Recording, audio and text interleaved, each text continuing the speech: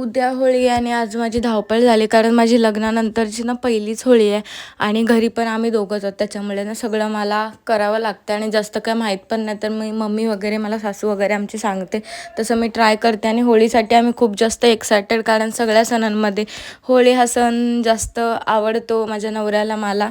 आणि आम्ही नेहमी सोबत नसायचो, तर यावर्षी आम्ही फायनली होळीला दोघंजणं सोबत असू तर खूप जास्त करून खुश होतो. आणि माझं सगळं काम वगैरे आवरलं आणि पोळ्या पण बनवायच्या होत्या, तर मी मम्मीला माझ्या बोलवलेलं, पोळ्या वगैरे बनवल्या.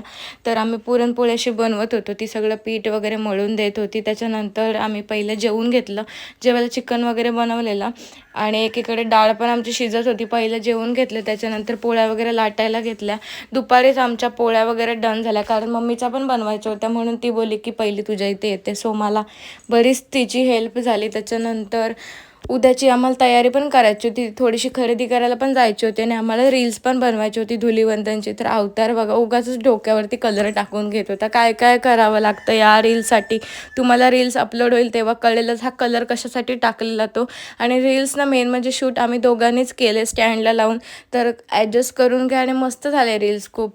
त्याच्यानंतर रात्री ना मी घरी गेले, कारण आमच्याकडे शिमग्याचे इथे जागरण करतात, त्याच्यासाठी संगीत खुर्ची वगैरे खेळत. त्याच्यामध्ये आमचे तिघींचे नंबर आले, पहिला दुसरा आणि तिसरा. माझा दुसरा नंबर आला, तर सगळ्या पोरी वगैरे पण खेळल्या आणि असा होता दिवस.